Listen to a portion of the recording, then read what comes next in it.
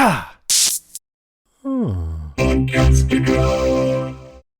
I'm in the same boat, Higgy Bear. My tummy's got more knots in it than Wayne's World 1 and 2 smushed together. And I don't know why. I've been around great athletes all my life. Heck, Roy, you're a great athlete. Nah, not like Zava. Oh, come on. Don't sell yourself short. If anything, sell yourself tall and get it altered later. No, Zava's different. Just watch. We can't just watch. We gotta make this fella part of the team. Coaching a superstar can't be all, how do you solve a problem like Maria? Although, if you ask me, the Nazis was the real problem in that story. Am I right, Coach? Yeah, come on, Mother Superior. Let's have a little perspective. Yeah, exactly. Yeah. Sorry, Roy. I know you don't like all this musical theater talk this early in the morning. No, I'll allow it. I used to fancy Julie Andrews. Well, I still do, to be fair.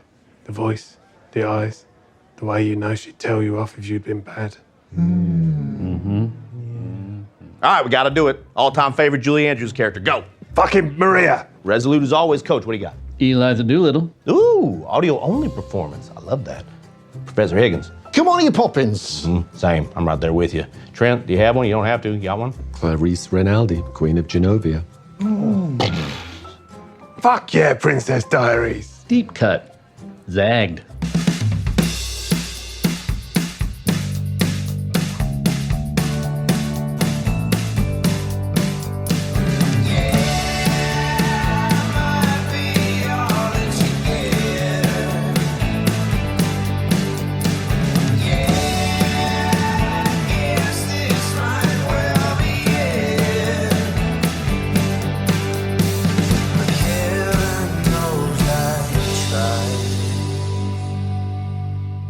Welcome to another episode of the Revisited Podcast. I'm Ben. And I'm Kristin. This week we are revisiting Ted Lasso Season 3, Episode 3451. I got it. Lots of numbers. Got all the numbers. Lots of numbers. When Dave last night, he goes, okay, you want to go and I'll queue up 451? I said, why are you saying numbers to me? He said, that's the name of the episode. I go, 451? That's the name of the episode? Because every single episode has a music connotation to it. And so I'm just like, well, why? So we missed I'll tell you why. week. It's because Zava sucks. Well, we're going to talk a lot about that. Yeah, but I'm just going to open that up because I had to say it before we even started anything else. Zava sucks ass. And you're not wrong. Zava just sucks. Yeah, damn it. I don't have one of those sound effects. I do have this, though.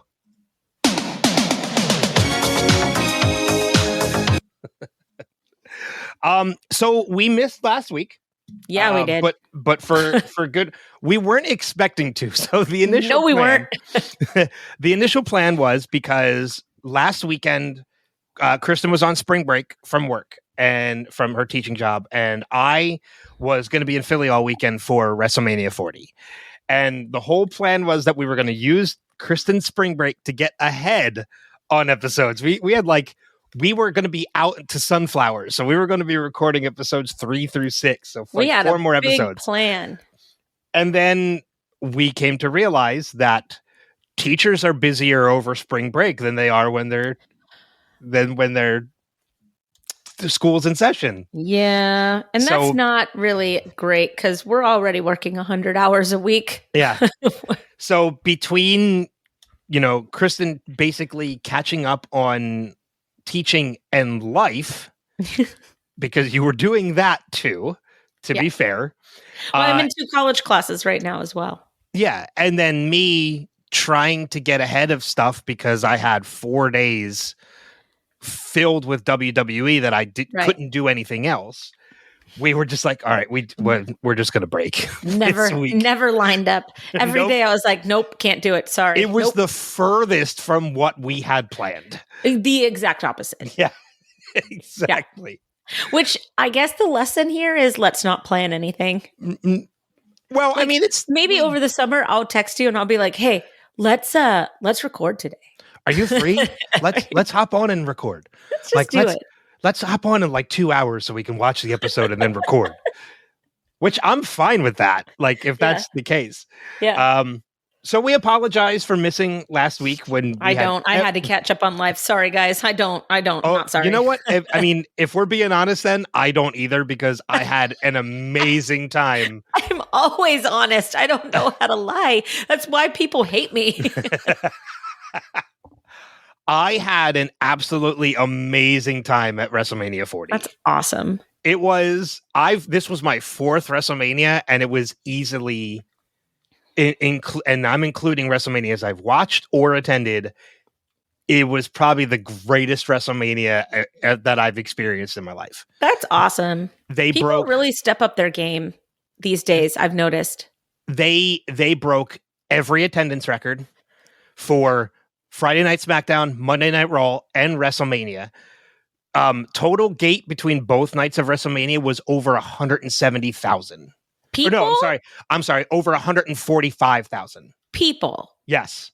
People. People. Now you have to realize it was 2 nights, so a lot of those people were people that attended both nights. So basically, cut in half, it was still over 70,000 people. People. Yes, that is too many people. It was at Lincoln Financial Field. It was at the football stadium. I don't care. That's too many people.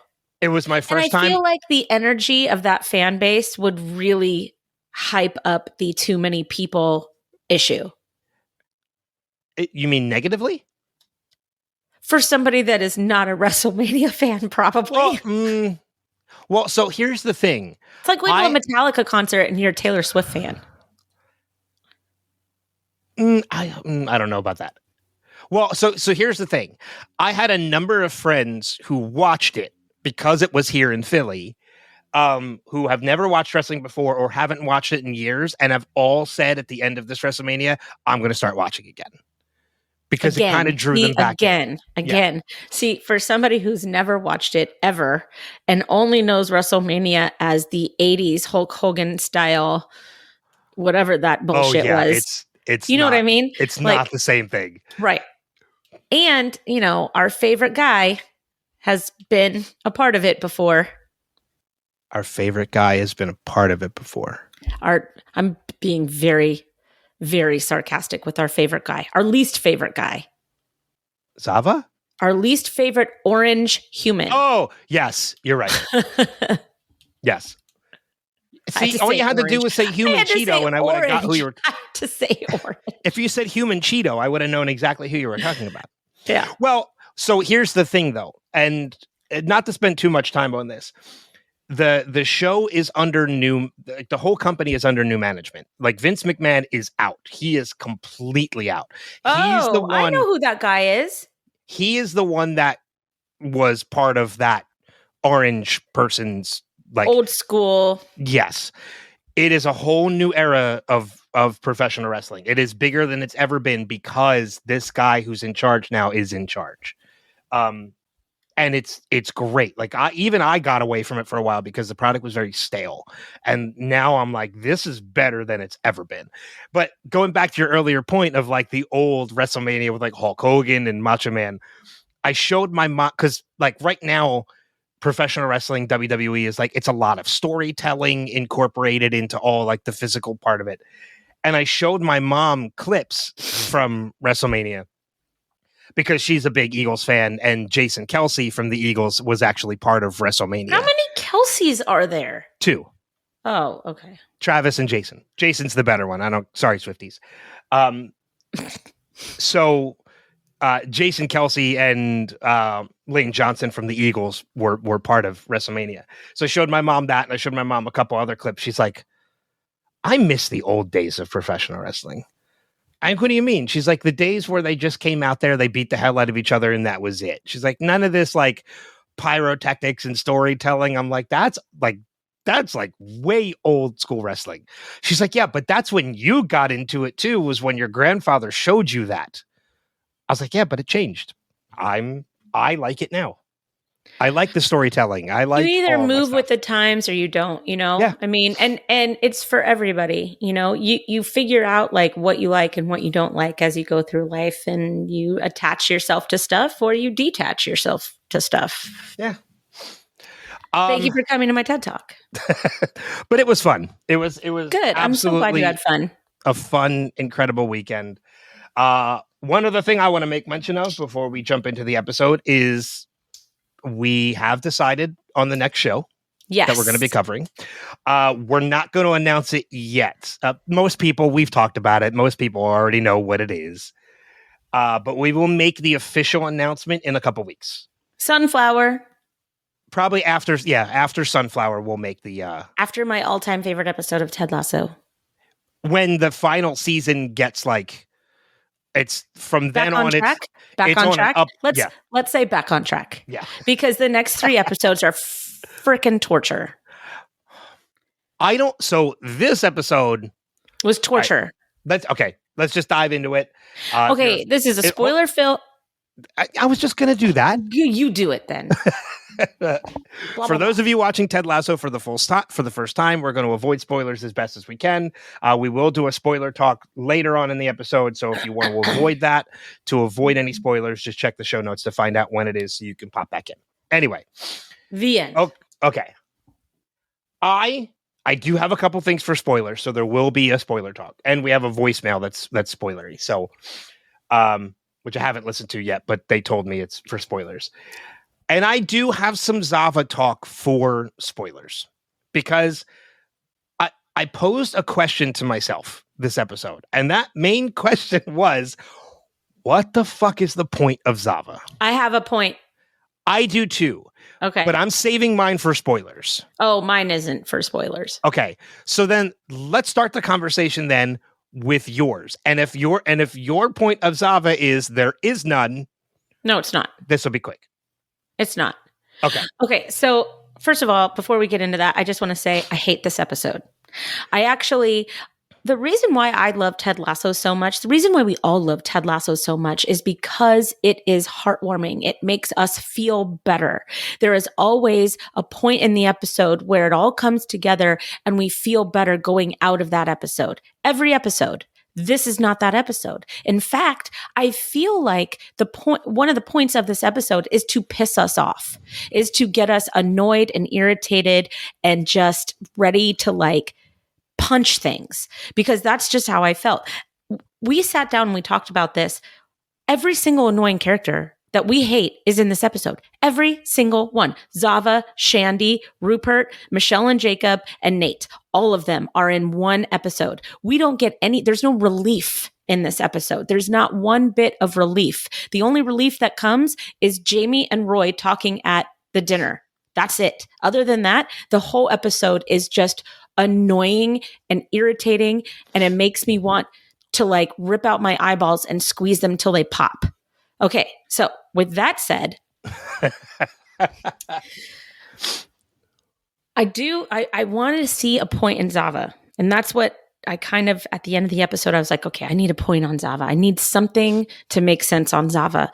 And what I think Zava does is Zava runs the team so that Ted can spiral about Michelle. Because you see them winning, and Ted is at home drinking and spiraling, and he is in a dark place because he has realized what is happening at home. And with all the pressure on him and the coaching staff and the team for being in the Premier League now, and they're at the bottom, they need a chance. They need some kind of a chance to stay in the Premier League. And Zava gives them that chance. Zava gives them the chance to just heighten their ranking just enough so that they're not just spending the season in danger of dropping out. Because Ted can't coach. We saw that Ted couldn't coach that game after he got the phone call. Or not got the phone call, but he made the phone call to the landline. Yeah. Right. So he sat there just trying not to lose his shit on the sidelines the entire game. They won, but not because of Ted, not because of the coaching, not because any of it. It was just because Zava was there to score goals, and Zava was there to just pick different people to do the assist on the goals. And then he fucking steals a goal at the end. At the end of it, right? Yeah, I have that in my notes too. The epitome of he is what Jamie would have become if Ted Lasso never came to coach the team. Okay, for sure, 100%. I agree with you completely on that point. And that's actually one of the points I was going to make as to what I think the purpose of Zava is. And maybe mine doesn't need to be saved for spoilers because it doesn't really reveal much of anything. But what do you think about what I said about Zava kind of running the team while Ted spirals out? I think that's actually a very valid point. Because you're right. I think had Zava not been there and that phone call still happened, you're right. Mm-hmm. Ted would have, because look at what snapped him out of that. He was ready to dive into a panic attack because of everything that happened on that phone call. And it was Zava scoring that snapped him out of it. Right. If Zava wasn't on the team, this would have been another walk off the field moment for Ted. Yep. Yeah. Oh yeah. And they wouldn't have won. Right. No. They would remain the laughing stock of the Premier League. And I think you also make a very valid point, too, in that all of this work that Zava is doing in these first couple games that they kind of give us the montage of is what puts, AFC Richmond up in the top 3 with Manchester United and West Ham, which are like their main competitors. So I think you're right. I think without Zava being this strong, because there's no denying he is an amazing player. Right. There's no denying he that. He backs up the hype. Yes. On the field. On the field. Personality-wise, he is garbage. But you're right. But skill-wise, there's no denying he is an amazing player. He's an amazing scorer. He doesn't play the game. Nobody is playing the game on the field right now. Well, look at the very first scene that we get with him is him calling Jamie over and saying, get open, and lets Jamie take the kickoff. And the only reason he does that is so Jamie can pass the ball to him and he scores right away. Right. Like he tells Jamie to get open, but then doesn't utilize that at all. Right. Just scores it. Right. Scores it. So you're right. Without Zava, this season would have ended completely differently. And I'm not going into where the season ends. Right. Because that's spoiler territory. But I also think that sorry, finish. No, make your point, and then I'm going to dive into what I think are some of the reasons Zava is there. I think that AFC Richmond deserves to be up at the top. They just started at the bottom because they came from the Premier League and nobody was willing to give them a chance, which is why they started at the bottom. I think that as a team, because Jamie's right, they do have a really good thing going with that team without Zava. That team is the most solidified team probably in the entire Premier League. But for them to go from the bottom and climb their way to the top with their current team model, the way that it is, that wasn't going to happen this season. No. They needed somebody to give them a jump start to put them where they rightfully belong. Does that make sense? No, it makes total sense. Okay. It makes total sense. But going into now what some of the things that I think are the purposes of Zava, first off, Jamie. Jamie needed, because you look at everything that happens with Zava when Zava comes in. Everybody is under Zava's spell, with the exception of 2 people, Rebecca and Jamie. And Rebecca kind of has her own thing going on, going to see her mother psychic, which we'll talk about that as well. I forgot about that. But Jamie is, surprisingly, he is the person who sees right through Zava. And there's that whole conversation about him like being hypocritical and like how Ted and Beard are kind of looking at him like, it's funny that you're saying all this stuff because that's how you used to be. Don't you think that's ironic? They can recognize their own. Like that's part of it. Like Jamie sees it because he knows that's how he used to be. And he still kind of is. He's just tamed it down. I mean, you see him come in with his ridiculous outfits, his ridiculous hair, So he still is that way a little bit. But the difference between Jamie and Zava is that Jamie has adapted to meld with the rest of the team. 100%. Zava hasn't. So one of the 2 main purposes of Zava, in my opinion, is one, he needed to come in order to make Jamie better because Jamie needed to realize that he wasn't the best anymore. So he needed Jamie's character became better because I'm not going to say needed to change, but I'm going to say Jamie's character became better. Well, he would have never asked Roy to train him. No, and we get to see the beginning of what is one of the best duo relationships ever in this show. We have seen the start of it in this episode. And it is, I mean, who would have thought that a Jamie-Roy friendship becomes as great as it does? And we see the seed planted in this episode. And it's because of Zava. It would have never happened without Zava. I hate saying that, but you're right. So here's the other point that I think the purpose of Zava is. And that is the team itself. You're right. The team, as Jamie mentions, has something really great going on. But I don't think the team realizes that. Jamie does. I don't think the team realizes that yet. And Zava is a element that comes in that helps the team to realize their biggest opponent in the Premier League. It's not West Ham United. It's not Manchester. It's themselves. Yeah. They are their own biggest opponent. And when Zava leaves, which he eventually does, it's not a big spoiler, and they learn to be a cohesive team without him, they are overcoming that opponent. They needed to see that they were just fine. That they were fine without this amazing player. Mm-hmm. So Zava coming in, it's like, 3 steps forward, 2 steps back. Yeah. They needed Zava to realize how big of a team, how great of a team they could be, or they already were. Well, they were listening to their critics, and they shouldn't have been. Yeah. Yeah, everybody, when they came into the Premier League, everybody had them finishing at the end. Right. At the bottom. Right. And they needed to realize that how good of a team they were. They needed something to help them overcome that. Yeah. And in a weird way, Zava is that person. God, Zava's the worst. His back tattoo is a prime example of that. And it's so funny too, because like the first time we watched this show, I know some people didn't like Zava from the start upon first viewing. And for people that are watching for the first time, what are your thoughts on Zava? Like, other than our hatred of him or dislike? Hatred. I hate him. I think the first time I watched the series through, I kind of saw him as just like a ridiculous element that was added. I don't think I hated him.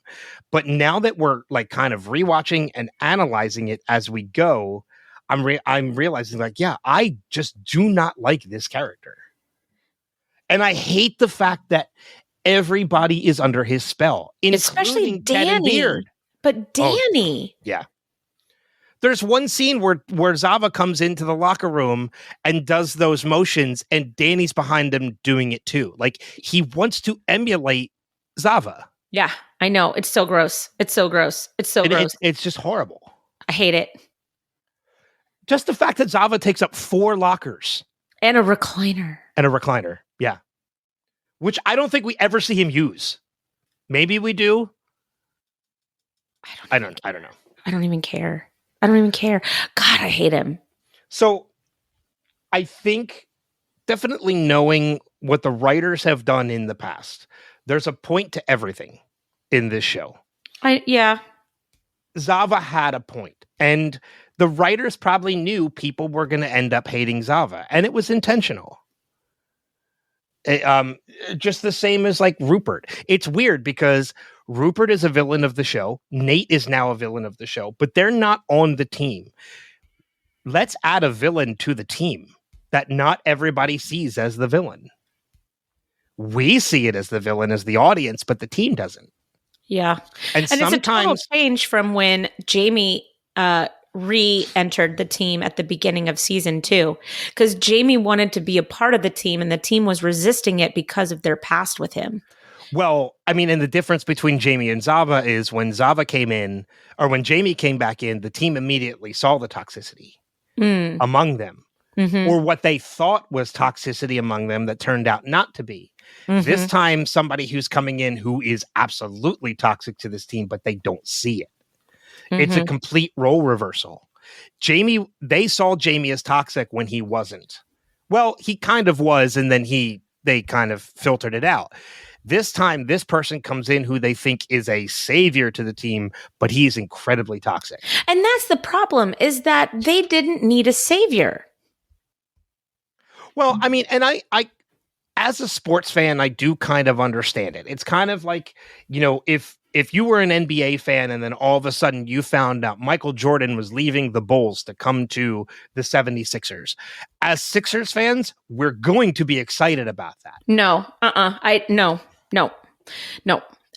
This is why I'm saying no. This is why I'm shutting you down immediately. Okay. I'm a diehard Laker fan. I've been a Laker fan since I was a kid. When LeBron James came to the Lakers, I immediately stopped watching. Immediately. I have not seen one Laker game since he joined that team because I hate the fact that they even brought him on that team. But see, that's the thing. You're a realistic fan. There are other fans, a majority of other Lakers fans got excited when LeBron came to LA. Ridiculous. Well, I mean, but that's the thing. That's like you are different. And that's one of the reasons why you have this hatred for Zava.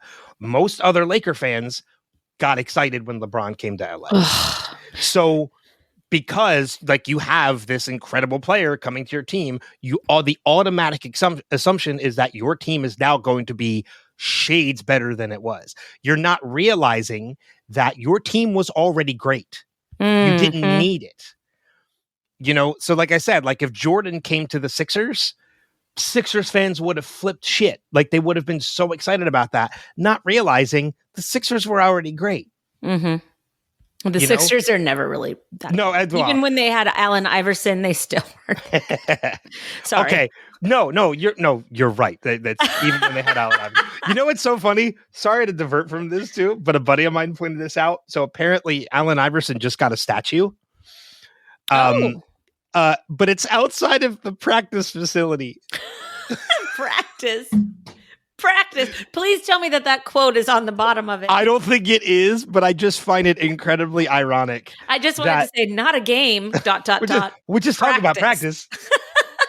I just find it incredibly ironic that it's outside of the practice facility. I love it. I think that's a perfect place for that to be. Yeah. You know what? It shows that Philly has a sense of humor, which when it comes to your sports, you never have a sense of humor.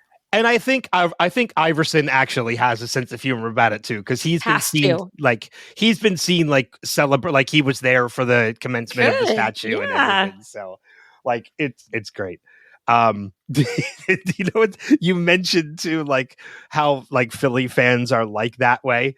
Going back to WrestleMania for a quick moment, people bring signs in. And one of the signs at WrestleMania that I saw on television was Santa deserved it. Because we are sports fans known for throwing snowballs at Santa Claus. Yeah, I know. I know. You guys are the worst. You guys are the literal worst. Eagles fans, yes. And Sixers fans, maybe. Phillies fans, not as much. Phillies fans are very devoted to that team. Baseball in general is just a whole different animal. People have a love, a golden love for baseball in this country. Yes. Unless, you're a Yankee or a Red Sox, then people have opinions. I'm not going to say a word. Yeah, see? Exactly. People have opinions. Yeah. Moving on. But yeah, I understand the allure of Zava from the standpoint of the team and from Roy and even from Beard. I don't get the allure from Ted, because Ted's allure to Zava seems to be just contagious allure. Because he is a contagious energy guy. True. But he's not as in tune to the game of football as Beard or as Roy. That's been well established over the course of this. We're in season 3 and he's still learning rules of the game and learning different players, learning team names, and what teams go by. That was one of the best little exchanges ever. But so Ted's allure of Zava is just very contagious allure. He's only acting this way because he sees everybody else acting this way about Zava. Well, and before he was a professional football coach, he was a college American football coach. Mm-hmm. He has never coached a superstar. He's never coached a LeBron. He's never coached a Michael Jordan. He's never coached a who's a superstar? A Gretzky football. Or football. Well, Gretzky would be great. I feel like I would take Gretzky any day. I would take Gretzky any day. I would take Gretzky today. He'd probably still score out everybody on that ice. Anyways, but you're right. He's not a Brady. He's not a Manning. Thank you. Right. Yeah. I totally blanked out on superstars of football right there. That was crazy. You're fine. Brady's overrated anyway. Continue. Anyways, I'm going to get hate mail for that one. But this is his first time. Direct it towards me. Brady sucks. Thank you. Yeah, you're welcome. He sucks. He's a trash human. And anyway, sorry. I gotta get back to the show. No, it's fine. Continue. I know. You said Brady and my brain went How'd it go? Thank you. You're welcome. Anyways, so you see that he doesn't even know how to handle him in the locker room. Zava comes in and stands right in front of Ted. And then Ted moves and Zava moves right in front of Ted again. Yeah. And Ted keeps going, hey, like he's popping out from behind him like a cartoon character. Well, and I think that I think that goes more towards Zava's personality than it does Ted. Although, it does kind of play into both. Like, you're right, because Zava comes in and takes center stage right away. And Ted is a little too passive to kind of say anything about that. Like, he just kind of goes with the flow. He's like, all right, he's standing in front of me, but I'll move to the side. And then now I'll move to the side again. It's that Midwest politeness. Yeah, exactly. But then, right before they're ready to go out in the field and they're trying to break his meditation and get him to come over, what does he do? He stands in the middle where they put their hands. Oh, gosh, I hated that part. And takes over the captain's chant. Yes, before he does. McAdoo even has a chance to do it, he steps into where all their hands are and says, Richmond on 3. Well, and he's acting as a deity of the team, which I hate. Well, but that's also partly due to the team. I think part of the problem with Zava is the fact that Zava buys into this hype, buys into his own hype because he's fed it by everyone around him. Look at what happened. Yeah, that's what happened with LeBron James. They called him the king when he was in high school, and so he drank up his own Kool-Aid, and he was out on the court, and he was already known as the king of the NBA, which, you're only the king if you can actually win championships without developing a super team and going to Miami and pulling all the talent of the NBA to win and then going back to Cleveland and complaining that you can't win anymore because you don't have a good enough team. When Kobe Bryant took his own team and he said, I don't need any superstars. I can build this shit on my own. And he does. And he has 2 championships with a team, not LeBron and company, a team.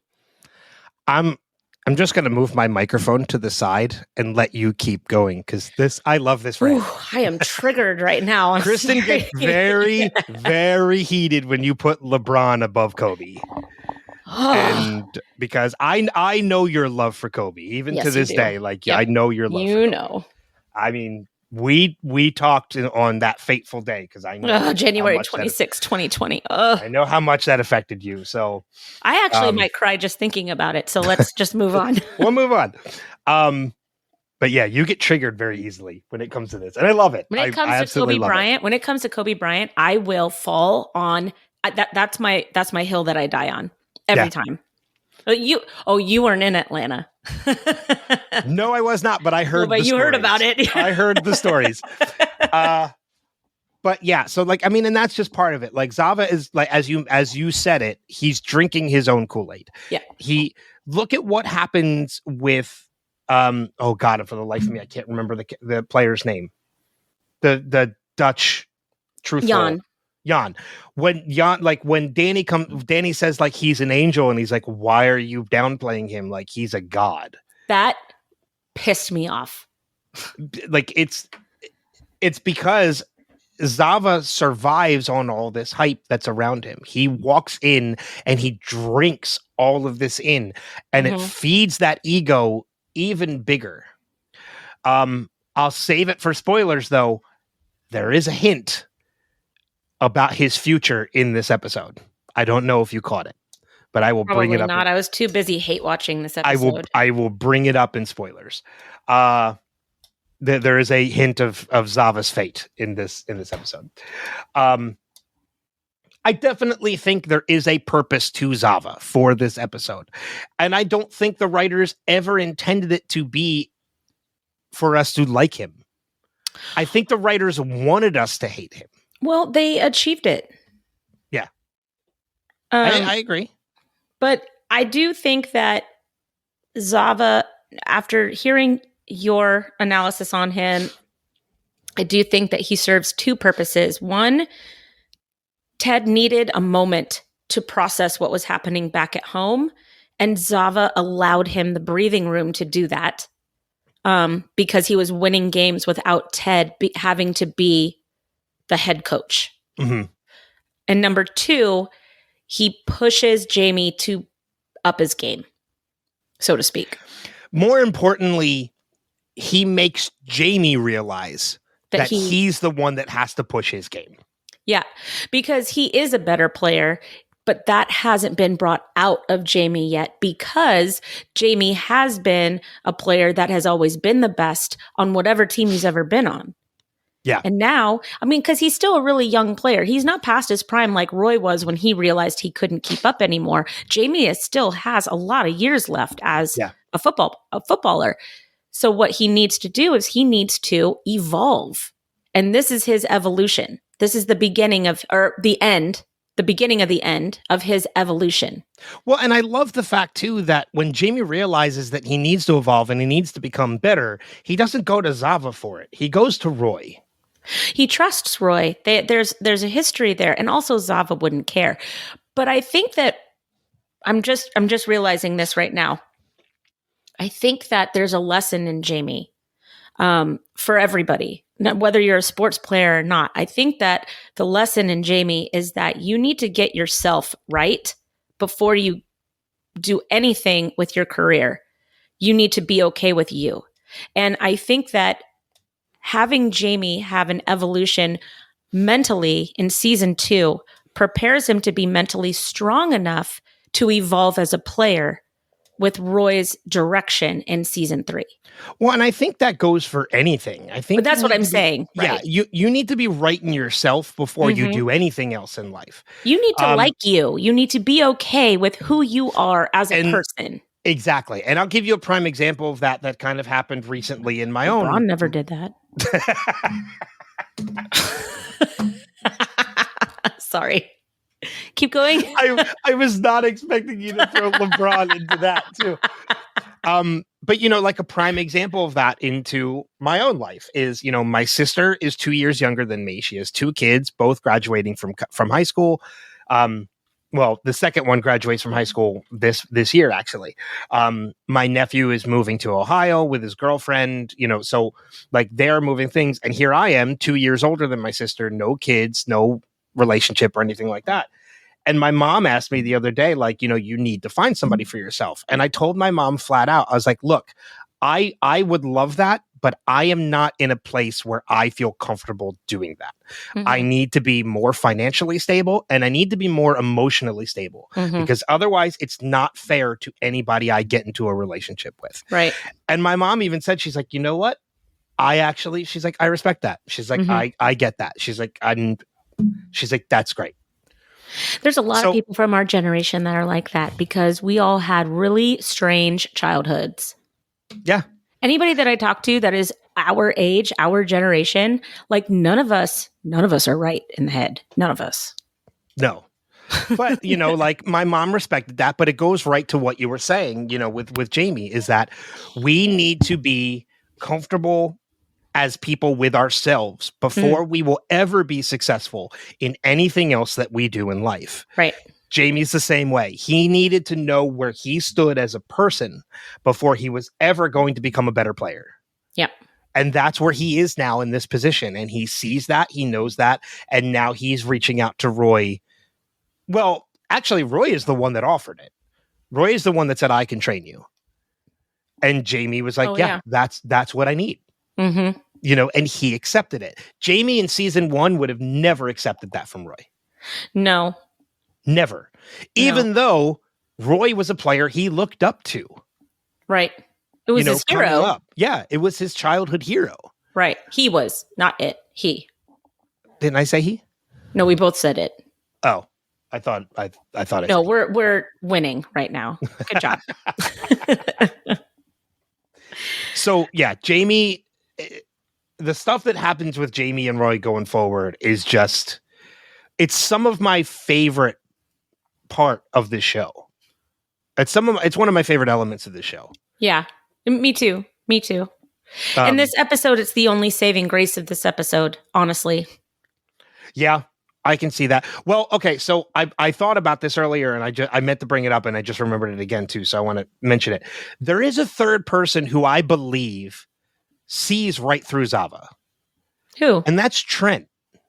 Oh, 100%. Because in that moment where they're with Zava in the office and everything, or it might have been in the locker room, I can't remember. When everybody is in this awe of Zava, what is Trent's response? Well, he's tall. He's tall. He sees the physical aspect of him that's different, but he doesn't mention anything else about that. And that's because Trent, as we're going to praise Trent even more because of how much we fucking love Trent Krim. Trent is incredibly intelligent, and it's that journalism mind that he has that allows him to see through what might be directly in front of him. He saw it with Ted. This also isn't the story he wanted to tell. And you can tell that when when they're coming in after a win and Roy goes, I bet you didn't think that you'd be writing about a Cinderella season. And Trent doesn't look happy because this is not the story that he saw happening. Yeah, he knew that the team was special, but it's not, the team's no longer special. The team is now just a normal team. That's why Trent came in. He wanted to write about the specialness of AFC Richmond. Exactly. And the lasso effect. Right. And he's not seeing that because of Zava. Exactly. Zava has killed his story. It has been buried because of Zava. Yep. And that's a problem. Yeah. Especially considering like this is what he's doing for his career. He's taking a huge risk to do this. Yes, he is. This is not, but you know what? As a journalist, he probably also knows that the story has to unfold. True. You know, and maybe he sees kind of the forest through the trees a little bit, and he sees that this isn't going to last. Well, it also makes you a little worried too, because there is a little bit of a hint that, because we haven't even brought this up yet, and I'm kind of using this to transition do a it little because bit. I'm done talking about Zava. I kind of am too. I think we've kind of beaten that dead horse. It's been almost half an hour of Zava. The talk. end of this episode, it almost is a reveal that Trent might have a new story. Oh, and Trent that has a new is, story. Well, he does, but not in the sense that we think it is. Because we see Trent as a journalist. So when he witnesses Colin and Michael, we automatically assume, oh shit, this is the one person we didn't want to see this. Oh, no, I didn't think that. Well, but that's because what we know of Trent now. I think think the first time watch. Oh, really? Yeah, no, Okay. But I don't know why I trusted Trent from the get-go. He does offer a lot of things that allow us to do that. Like from season 1, the first time we see him, you knew he was special. He was a different character. I think the moment for me was when him and Ted went out to dinner. Oh, that was great. 1. Yeah. I think that for me was like, oh, this guy's not a douchebag reporter. Like there's actually he's got extra layers. But not to bury the lead, this is something we have talked about in spoilers, but now we can talk about freely, although there's still other things to come out about this that are great. We find out about Colin's sexuality in this episode. It's a big central theme of the episode. And it becomes a big thing later as well. Yes. With Trent and with McAdoo. Yes. So we'll get to that later though. Yeah. But yeah, we get the reveal that Colin's gay. And which in any normal environment would be fine, but he is a professional sports athlete. And there is a stigma with homosexuality and professional sports. And it is so cool that that the writers, that the creators are shining a light on this stigma. Yes. And it's interesting to note too that even Michael plays along with the facade. When he comes to the restaurant, he just plays himself as Colin's wingman. He understands the importance of Colin's career. And it's not, and I mean, it sucks, but there's a lot of people out there who close off this part of themselves. Yeah. But what I love about that moment, and it really made me, I really thought about this. And when you watch that scene where they're at Sam's restaurant and Michael comes in and he's like, hey, boyos, like, this is my buddy, Michael, like, greatest wingman ever. And Michael says the whole line about playing it off. And I'm like, is that really like a healthy relationship, for him to play along with it? And then you think about it from the perspective that you mentioned, that Michael understands he has to be this way because of his career, which is very understanding. But at the same time, and I thought about this, I also love the fact that even though there's a risk of embarrassment on from Colin's perspective of his teammates finding out that he's a homosexual and this is his partner, he still wants his friends to meet Michael. He still invites Michael to come out, and Michael is so important to him that even though there's a risk, he still wants his friends, McAdoo in particular, to meet Michael. And it's a very special event too, because Sam is opening up something very personal to him, to his team, right? This is his home country's food. There is a very good chance they're not going to like it, but he is going to open himself up that way. So it's almost like Colin is taking that opportunity, seeing that Sam is doing that, for him to kind of do that to the level in which he is comfortable. Yeah. I mean, I do think Sam is very confident in the product that he's offering. He is nervous, but he, like the fact that when McAdoo says, like, this is the best moi moi I've ever tasted in my life, he's like, look at me, I'm not kidding. Like, it's such a great moment to see them enjoying. Well, McAdoo is so intense anyways. Rolos, Rolos. Yeah. I love McAdoo, and the stuff that we are going to get with him later is still, especially in particularly with Colin, and this whole situation is just... McAdoo is a very underutilized character. Had the episode when Roy taught McAdoo to love the game again is still one of my favorite McAdoo episodes. It's still like the moment when, like, him and Ted are like, we're going to meet Roy, and we get the flashlight under the face moment. They're like, like it scares them. It's still one of my favorite moments from this series. I laugh at that every time. Yeah. McAdoo's a cool character. There's a lot of really great characters there, which I would love it if they would make a show called, the Richmond Way or AFC Richmond or something like that, so that we could explore those other characters, because the cool thing about football, from what I've learned from watching this show, is that a team is comprised of so many different countries and so many different cultures and so many different people that it would be such a cool idea to focus in on each of these characters and bring the team of faces into a team of actual, like, people. And you know what I think is interesting about this too, and I just realized this because of you saying that.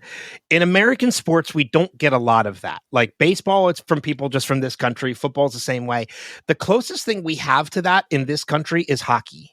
Mm-hmm. And because hockey, it's US players, it's Canadian players, it's Russian players, like they are from different points of the world. And I think that is why I am as big of a hockey fan as I am. Hockey is my number one sport. Like I love baseball, football. Hockey is like football. I root for a team. Baseball, I root for a team. Hockey, I watch the sport. Oh, cool. Okay. Like you could hand me tickets to any two teams playing in hockey, and I will go to that game. That's kind of how I feel about football. I really like football, American football. Yeah, I love American football. Like I if I had the time, I would just post up on Sundays and just watch football all day. I want to be a part of fantasy teams, but nobody ever invites me to be on fantasy teams, like ever. You know, I love football a lot. I think football's really fun.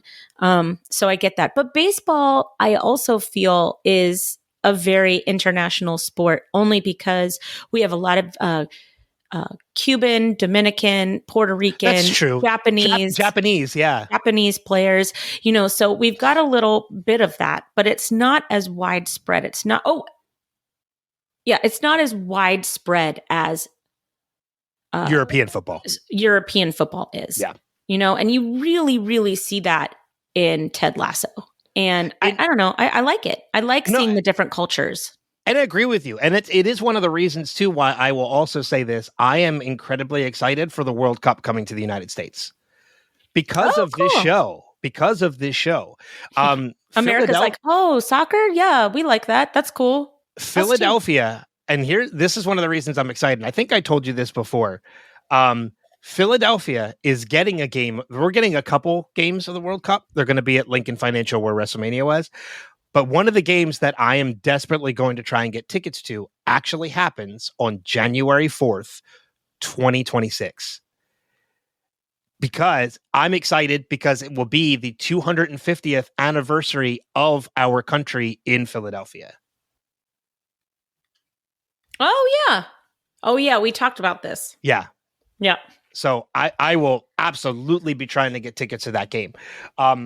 But Ted Lasso has given me a new appreciation for, I won't even say new appreciation. It's an appreciation for European soccer, which I know it's a number of people have. It's one of the reasons why I root for and I watch and I follow AFC, Wrexham now. Mm-hmm. You know, Ryan Reynolds and Rob McElhenney have absolutely something to do with the love for that team too, but I'm invested in that team now. Mm-hmm. They just got promoted again. By the way, we just got news of that this weekend, which is unheard of in European football, that they got promoted to a league and then they got promoted to the next one the year after. That's awesome. They're doing amazing right now. Anyway, you know, but going back to the previous point is, you know, Trent is the one that sees Colin and Michael, and what that does with the story going forward is amazing. Yeah. And I love it. It's an aspect that I love. Anything else on, because there's two other main points I want to get to. Oh God, I didn't even talk about the fact that Zava pulled an Axl Rose and Madonna and showed up 2 hours late to his damn thing. I forgot. I have that in my notes. Yeah, he's the worst. Yeah. Can we just talk about the fact that Keely is a lot smarter than she is portrayed to be in this episode? Like, Shandy is terrible. Shandy is horrible. She's the worst. And Keely would know that. Like, I don't understand why they're making Keely dumb in this season. Like, they have lowered her intelligence so far this season. It's awful. I'm kind of with you on this one now. From the point of view of Roy and Keely, like we had a little bit of a difference of opinion on like to break them up was the dumbest thing they could have done, and I kind of saw it as like, well, I kind of see why they were doing it, but now I agree with you completely on Keely. Like, I don't understand the downgrading of Keely. Like, she's become she went from this incredibly powerful, incredibly intelligent and independent woman who was talked about in Variety, got her own article about her own spread about herself, to somebody who has seemed to have kind of regressed into this high school girl clique kind of thing with Shandy. And it's Shandy that kind of pulls her down to this. It's not Keely regressing on her own. This is absolutely Shandy. Right. This is Shandy's influence, and it is a bad influence. Well, and it proves that Keely's not ready to mentor anybody. Yeah, because instead of bringing Keely up to her level, instead of bringing Shandy up to her level, she's falling down to Shandy's. Yeah, it proves that she still needs a mentor, and it proves that Rebecca is not doing her job as Keely's mentor right now, because Rebecca needs to have a hard talk with her and be like, this is not the person that you should have in your life. Now, but Rebecca's so like spun up about her own life with the psychic and Rupert and this and that it's like, nope, everybody's on a selfish kick right now. Yeah. So here's a question for you. No, I'll save it for spoilers. Let me write it down because it involves somebody who we haven't met yet. So I'll ask you this question in spoilers. But yeah, I agree with you. I don't like this Keely. Thankfully, we're going to get a change to this at some point. I don't remember when it happens. But Shandy is just that whole confrontation with her confronting Roy. Hated it. It's like, who the hell are you? Right. And even and what I love about that interaction too is Roy even kind of has that that you could tell that's what Roy's thinking too. Like, who the hell are you? And Keely has to be like, don't you remember me talking about her all the time? And like giving him a look like, just go with it, please. That proves also, like, Keely, what are you doing? Like, you were with Roy forever and Roy doesn't know who this person is. And now you have her shadowing you because she made one good comment at a shoot? Well, I do disagree. I do think Roy does know who she is because he does say, aren't you the one that used to eat your hair? He wouldn't have known that had Keely not talked about her before. Didn't he hadn't he already walked in when she was talking about that? But she never mentioned that she did it. Oh, and also her advice to the boys about their interviews was disgusting. Well, not only that, but like as much as we hate Zava, her interaction with Zava is horrible. Oh, yeah. Where she's like, hey, don't be a dick. It's like, what? Like, first off, one, you don't say that to anybody in a professional environment. Unless you know them really well. Yeah. Well, even then, like, I don't think Keely would, well, Keely might say it to Roy. Actually, I'm pretty sure Keely has said it to Roy. But she wouldn't say that to Ted. She wouldn't say that to Beard. Shandy doesn't give a shit. Like, she has no filter, and it's not proper. Trashy, too. Yeah. Just trashy. Oh, my God. Yeah. Gum smacking, miniskirt wearing, overly bronzed, trashy. Well, even when she says at the press conference, like, you want me to take off my shirt? No. Like, that is not what you do in a professional environment. Yeah. She should have fired Shandy like right then and there. Yeah. It's just, because I think Keely's kind of blinded to it. I don't know why, but Keely's about to make like a series of horrible decisions. Oh yeah, her line of horrible decisions is far from done. Yeah. This is awful though. And it just highlights how much Rebecca is not tuned into what's going on. Keely's not tuned into what's going on. Ted's off on his own personal journey. Like, there's so much where everybody is just worried about themselves. Zava's worried about himself. Jamie's worried about himself. Keely's worried about herself. Rebecca's worried about herself. I mean, everybody. It's just such a selfish episode. And maybe that's the whole point. Well, and I was just about to say that, like, maybe that's the point from the writer's perspective, is that we've been positive for these past 2 seasons. We've gotten over all these hurdles to become better. how do we make season 3 feel like a very drastic change from bad to good? And because, so far we've been positive about everything, we need to make it feel as bleak as possible. But how do you do that in a positive show? You make everybody become selfish. Like, everybody is in it for themselves. Like, we need to throw so much shit at these characters that when they overcome all of it, it feels like the biggest overcome that they have ever done. Because by the end of as much as we are shitting on these first couple episodes, the end of this season is the best this show has ever been. And I think that it's from episode 6 to 12. I agree with you. I agree with you 100%. 100%. Yeah. Yep. But this episode, and actually I looked, this is not the lowest episode of the season. What is? It's episode 5. It's hang on. I'll get there. It is the episode. Hang on. I'm trying to do this with memory and not by looking. It's fine. It is the episode where Michelle goes on. Goes to Paris. Yes.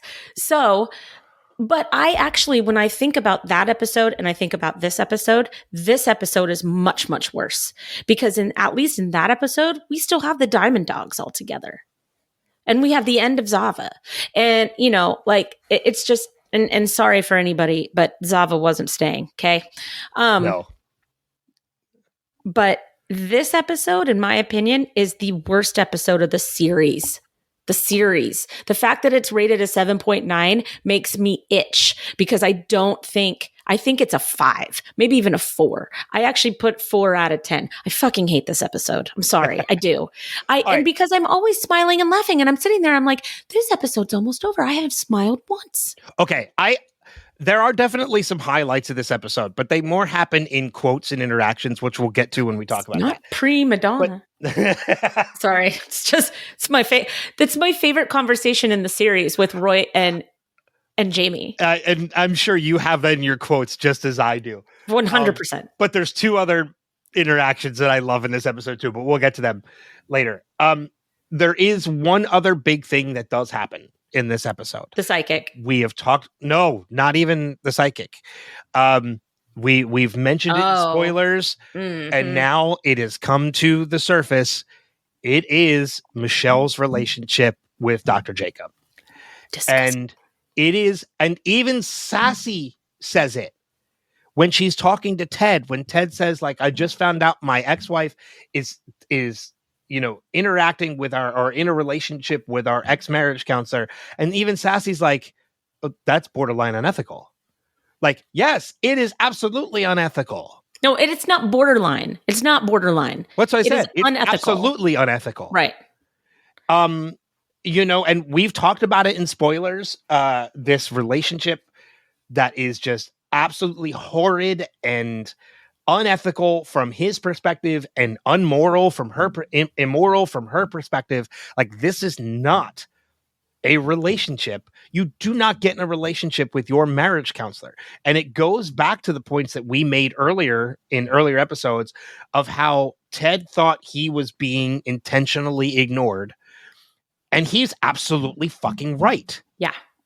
We've been passionate about this in spoilers, in that he was targeted. This guy came in, saw somebody who he was interested in, which you're not supposed to do as a therapist. You're supposed to separate yourself from them. Like, and I'm like, even Dr. Sharon is still keeping a profession, even though her and Ted are friends. When it comes to their sessions, she is straight up professional. She tells Ted, we are out of time, and ends the session. And he says, what does he say? Do you remember what he says? Like, he says something about, like, he says, I respect it. Yeah. Because she's a professional. Yeah. And it's just, God, I hate this relationship so much, because even before knowing, like, stuff that we're going to have with the trip to Paris and all this other stuff, just knowing that this is their marriage counselor, automatic hatred for this character. Mm-hmm. And he answers their phone. And of course he answers it with a fucking Trump impression. I do like it when Ted goes, "Oh, hey, Mr. Former President, I've got a bone to pick with you." Yeah. But so here's the thing, though. Ted is somebody who is very positive and makes jokes. And we kind of unfortunately see a reflection of that in Dr. Jacob when he answers the phone. He wants to have fun with a telemarketer. He answers the phone. He does this Trump impression. Do you think maybe this is a reason why Michelle was attracted to him? Because she sees part of Ted in him just without not as positive? Like, I don't know what she sees in him. She sees somebody that listened to her, that put her first, that gave her his undivided attention. That's his fucking job. Exactly. Yes. Exactly. So Michelle, I mean, and we've never denied this. I've never denied this. Michelle is just as much at fault at this as Dr. Jacob is. He is more at fault because, well, I said, as I just got done saying she's as much, and then I say he's more at fault. I think the fault does fall more on him, but she is heavily at fault in this. Well, she has a very human reaction to feeling validated by her feelings. He knows better. He should know better. This is taking advantage. Yes. And it's disgusting. And there's a kid involved, man. You know, it's not just marriage counseling. They have a child. They have a child, and you busted up this family. You asshole. Yeah. Yeah. Because you know that's just it. Had they been with a proper, unbiased marriage counselor, things could have been very different. Mm-hmm. But this guy making Ted feel at fault, supporting Michelle over Ted. Making Michelle feel like she was 100% correct. Yes. He absolutely had an effect on their marriage. Yes. And is ultimately one of the main people to blame for their marriage ending. And is probably the reason why when Michelle came to England and broke things off with Ted, he's the reason why. Mm-hmm. Because he influenced her to do it. He probably said, you need to just make the cut. Just do it. He made her feel that it was unfair to Ted if she wasn't happy, while being the reason she wasn't happy. Right. 100%. It's infuriating. And I know there are people that are probably going to disagree with us on this. And I'm sorry. You and I, we stand agreed on this and passionately agreed on this. That we have a family. They had a family. This is an unethical, just horrible situation. Yeah. Yep. So. Yeah, I hate it. Enough on that.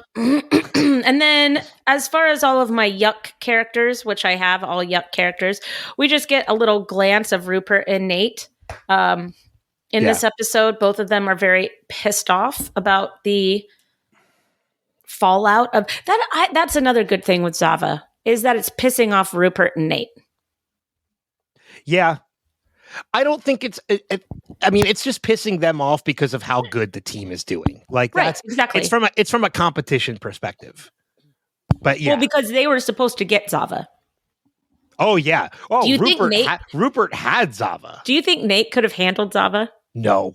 No chance in hell. I would love Nate to have handled Zava.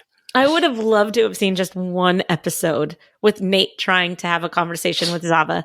That would have made my day. It would have made the episode. Do you want to know one of the things that made me laugh about this episode too? Is when Zava first comes in, look at the first person Zava calls out as the most important player on that team. It's the Kit Man. Yeah. Which is Will. Yeah. You know, so which... as much as we hate Zava, you got to give him respect for that. He knew exactly. I mean, he looked at Leslie. He said, "You are the glue." He knew exactly what role everybody plays. He could be an amazing team player, and it could elevate his playing even more. But he's too busy loving himself. Yeah. He's too busy being quote unquote Zava instead of just being team player on a football team. Because I mean, it's a soccer game, guys. Come on. This is the He's direction. Not the Messiah. This is the direction. Although his back tattoo says differently. You were right. This is the direction that Jamie was headed, and Jamie was cut off from ever becoming that, and he became better because of it. Zava's too far gone. There's no way Zava will ever be a team player. No. There's no pulling him back. Yeah, he's LeBron, a team player. Yeah, he's LeBron. Dez. Dez. I said it, Dez. Oh, we're getting feedback from Dez next week. Good, Dez. The only other thing I kind of have to talk about is Rebecca and the psychic, which there's not a lot to talk about. I do have something for spoilers for this element, and I think the reason why there's really not a lot to talk about with this is because a lot of what this scene sets up just hasn't happened yet. Yeah. I mean, it looks crazy, and it looks like, she is just being cruel, and maybe she's saying things that her mother wants her to say, and Rebecca leaves so angry. But then what happens at the end of the episode? The green matchbook. That's where it starts.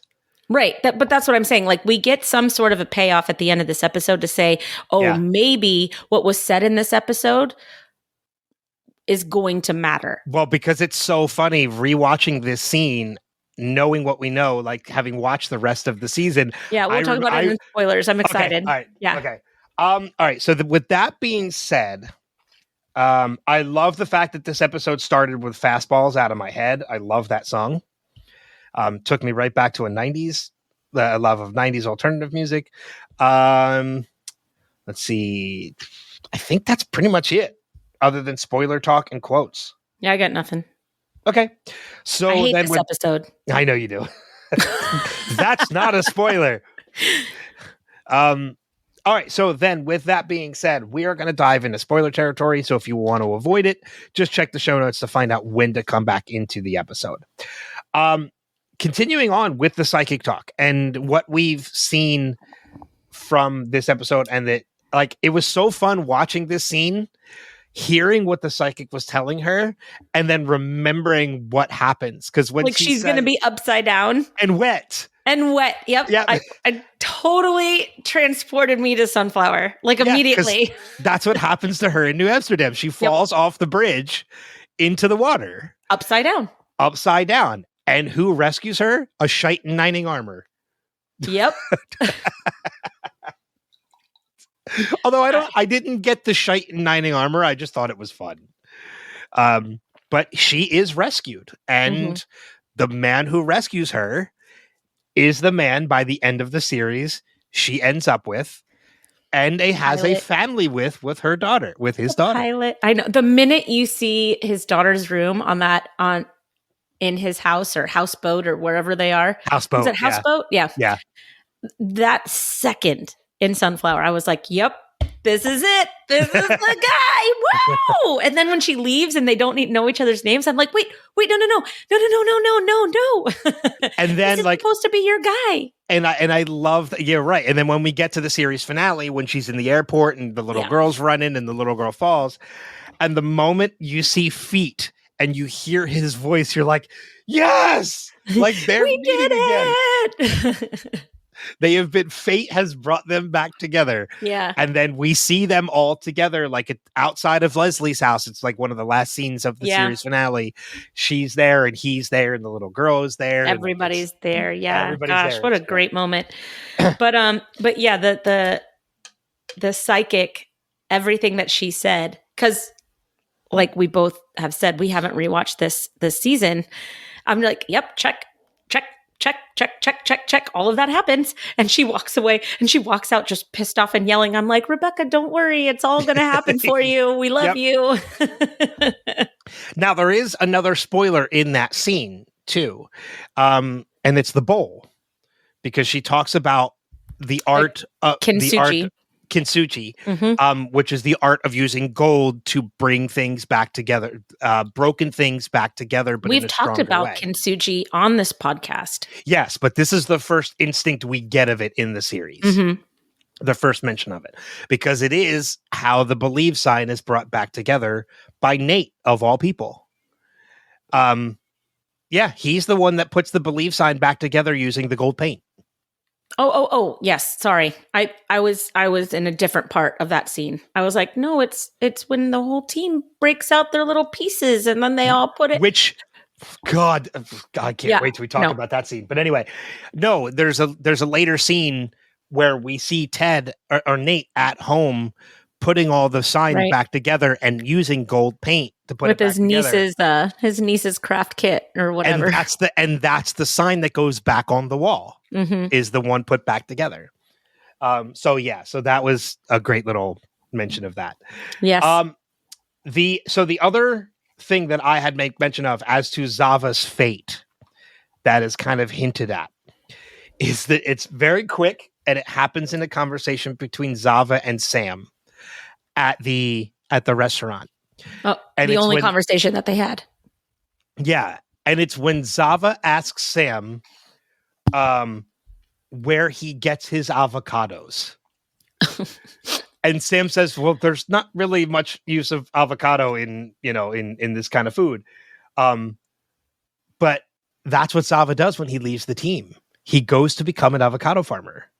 Great. Because remember at in the last episode, he sends them this huge fucking avocado. I love avocado. Because Zava leaves soccer, leaves football altogether after Richmond and becomes an avocado farmer. Great. Great. See you never. So I laughed when I heard that. But also it shows just how out of touch he is. Where do you get your avocados? Well, this isn't that kind of cuisine. And he's like, well, it's not yet. Yeah, exactly. And it's like, no, dude, like, stop. Like, he doesn't care about other people's culture. He doesn't care about other people's feelings. He just is so out of touch with anybody else. But it does go to show, though, that as much as there's a personality clash and as much as he drinks his own Kool-Aid, he is legitimately the best at what he does. So when it's playing football, he is an amazing player.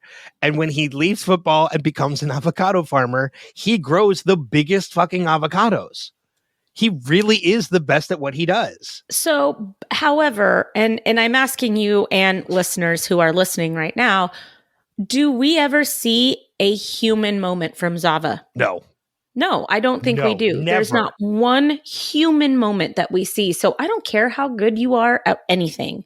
If you can't be human, if you can't be real, I don't need that in my life. I don't think anybody needs that in their life. Yeah.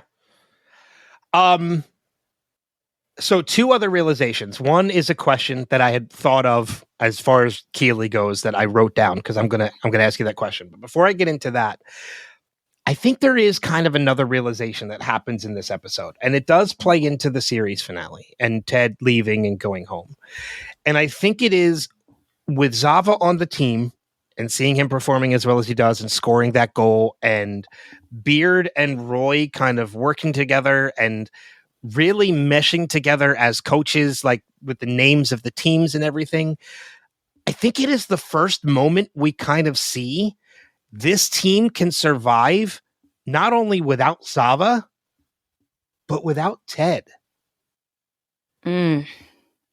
And it's a sad thought because of we know how great this team is and how much we love Ted. But I think it really is the first example we get that this team can go on without Ted. I mean, what are your thoughts on that? I don't know. I think that what we're seeing right now is that this is a team that is not ready to be without Ted because I agree with that. Because Ted didn't get any input in Zava. Ted didn't get to coach when Zava was there. And we see it's either the next episode or the following episode, the players have stopped playing on the pitch. They're just watching and they think that they're winning, right? So they cannot function without Ted's guidance right now where they are as a team. And they need Ted to get back on track once he won, especially with his fake mushroom trip of total football. Well, and I'm glad you brought that up too, because I had that in the back of my head too. And I think that's another point of Zava, is that without Zava, Ted would have never come up with total football. He would have never come up with total football. He didn't come up with it. The mushroom tea came up with it. That's in Sunflowers, right? Yeah. Oh, yeah. I'm telling you, it is my favorite episode because not one story is bad. Even Higgins and Will have Higgins and Will are. I love that story. Yeah, that part of that episode. And it's one. We're getting ahead of ourselves, but as far as for right now, I think that they are not. Nobody is ready to be independent from each other yet. Nobody. Okay. All right. So let me change what I said then a little bit. I agree with you. The team is not ready to be without Ted. The team still needs Ted. Mm-hmm. Coaching wise. Oh, okay. Roy and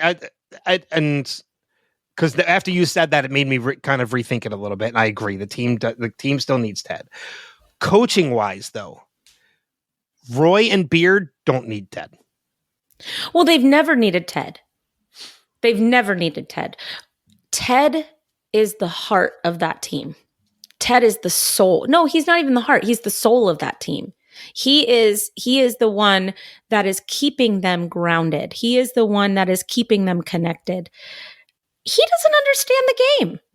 That's not his role. I'll go one step further. This entire series, we just got the hints of it now. We talked a little bit about it.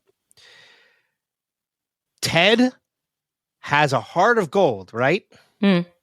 Ted is the kintsugi of that team.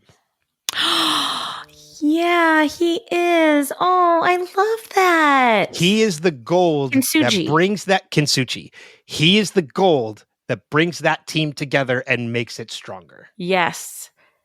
And then he leaves knowing that it is intact and that it will stay intact. And think about that. Think about that for a moment. It's the believe sign that is the physical embodiment of that. Of Ted. Ted is the one that brings the believe sign in episode 1 whole. Mm-hmm. And by the end, it is the believe sign back together using that method. Yeah. Ted is that, not only to that team, but all of the people involved with it. He also, through that believe sign, he never leaves the team. And I'll go one step further. The team is also that to him. Whoa, yeah, the team put him back together for sure. Yeah. Rebecca was put back together. Beard was put back together. Leslie was put back I think everybody was broken. The team was broken. I mean, that's why Rebecca got the team. She wanted to break it down to rubble. Yeah, I don't think all of the players individually were broken, but the team as a whole was broken. The team was broken, yes. Absolutely. But some of the players were also broken. Roy was broken, Jamie was broken, like there were also broken players, but the team as a whole was broken. So, yeah, I think Ted is that to that team. Mm-hmm. So the other question I had, I'm sorry, do you have anything for spoilers? I feel like I'm kind of hijacking the entire. No, I mean, you have the same spoilers as I do. Yeah, you have the same spoilers as I do. I mean, I can't wait. I can't wait for Jamie to teach Roy how to ride a bike. Really can't wait. I know. It's just, it becomes, I mean, Let's go find a fucking windmill! There's a reason I have that on the soundboard, because that comes from Sunflowers. That echo, that played like kind of over each other. Oh, it did? Yeah, that was weird. It was like echoey and there was like two. Play that again. Oh, wait. Nope. I know exactly why it's doing that. Because I'm still sharing my screen from earlier. Really? Yeah. So now it should. Let's go find a fucking windmill! Perfect. Yep. I was sharing my screen the whole time. I forgot to turn that off. So it was sharing the audio as well. So apologies for that. It's okay. But glad we fixed that before voicemails. Well, I also, yeah, me too, because that would have made things really weird. Yeah. Okay, so then I will pose this because it's the last thing I have, and this is the thing I thought about with Keely. Do you think Shandy bringing Keely down to her level rather than Keely raising Shandy to hers is part of the reason why Keely falls for Jack? Or do you think this is just something that would have happened regardless if Shandy was there? That's a really good question. Because there's a part of me that believes that Shandy, like this is without Shandy's influence and kind of pulling her back to that schoolgirl mentality. Yeah. That maybe she wouldn't have been as influenced by Jack as she did. I actually think that it is the effect of her breakup with Roy that all of this is happening. I think that she's dealing with the breakup really, really, really poorly. And she's making terrible decisions because of her breakup with Roy. And I think that she goes for Jack because Jack sees Keely at a weak point because most narcissists know exactly when people are weak. And basically, like, I don't know, just makes her prey. I don't know. Keely falls for Jack because Jack makes it happen. Jack knows how to get what she wants. Do you think maybe Keely falls for Jack for the same reason Michelle falls for Jacob? Oh, maybe. She sees somebody who is attentive and listening to her and addressing concerns that she has. It's new attention. Yeah. Which allows Keely to fall for it. It's manipulation is what it is. Well, from Jack's perspective, yes, that's exactly. But Keely doesn't see it that way. Right. Keely sees it as attentiveness. Right. Well, I don't know. Talk to me when we have Jack. Get to that point. When we get to that, because I have nothing but terrible memories of that character. I think that character is one of the worst characters, up there with Zava. I'm trying to remember when we get Jack. Like next episode. Is it next episode? Yeah, it's like next episode. It's either the next or the episode after. But yeah, because I'm looking at but I'm also looking on Plex. I'm not looking on IMDb. But you're right. She's got to be coming up soon. We're going to be introduced to her relatively soon. Well, in episode 5, her and Keely start hooking up. Oh, well then we got to meet her next episode. Yeah, right. Yeah, we have to meet her next episode then. That is all I have for spoiler stuff. Nope, got nothing else. Okay. So then, with that being said, welcome back to everybody else who is rejoining us after that. And we're going to go into some quotes, some of our favorite quotes, which there are some good ones. Yes, there is. In this episode. I'll kick things off just by saying, Jamie's a lot like my mom's Precious Moments figurines collection. I have no idea what that means. He's a fragile little bitch. I love that. Yep. I love that so much. My favorite line is, it's not, did you say pre-Madonna? It's not pre-Madonna. I don't even have it in front of me. I do. Okay, please say it, because it's I love it so much. Yeah. I mean, you still could be if you weren't such a prima donna. Did you just call me a prima donna? Yeah, it's prima donna. Who the fuck says prima donna? What the fuck does that even mean? It means before Madonna, female vocalists didn't have to work that hard. Are you mad? You mean you never heard of Tina Turner? Fucking Stevie Nicks? But I love that Jamie has this great appreciation for female artists. He's in also music. It proves that he has a brain in there too. Yeah. You know? And I also love it earlier in the episode when he goes, and I wasn't being ironic, I was being hypocritical. He walks out and Ted goes, was he right? And Beard is forced to say yes. I also love that earlier in that conversation, he says, Roy says, you frowning while we're on a win streak. That's a bad I have look. that too, yeah. You frowned your whole career. No, I never smiled. That's different. Yeah. Exactly. I love it so much. I love it when Ted says, my tummy's got more knots than in Wayne's World 1 and 2 smooshed together. I don't get that one. No? No. It's one of Ted's references I don't get, and I've seen Wayne's World 1 and 2. Do you get the reference? I like it because, I like it just because he said Wayne's World 1 and 2. Oh, I get it now. It just clicked. It's Wayne and Garth constantly saying, like, not. Oh, yeah. Uh-huh. I don't know why that didn't click for me before now. And then there's, all right, we got to do it. All-time favorite Julie Andrews character. Go. Fuck it. Maria. That is the opening clip of this episode, by the way. Oh, good. Good. I do love it when Fuck he goes, yeah, Princess Diaries. Deep cut. Deep cut. Blah blah blah blah blah. And then we have the orange Cheeto. We have the orange Cheeto. Yeah. Hello, you've reached the house of Michelle Keller, who, by the way, is doing amazing things with orange slices these days. You're going to be amazed. It's really spectacular. Hey, Mr. Former President, boy, have I got a bone to pick with you. That's one of my favorite lines. Oh, come on. Don't sell yourself short. If anything, sell yourself tall and get it altered later. Yep. One of my favorite ones, it just makes me laugh so much because I reflect on this so much. Hey, coach, what's today's wordle? Ethic. You're a jerk. Yeah. But he tells us the wrong word.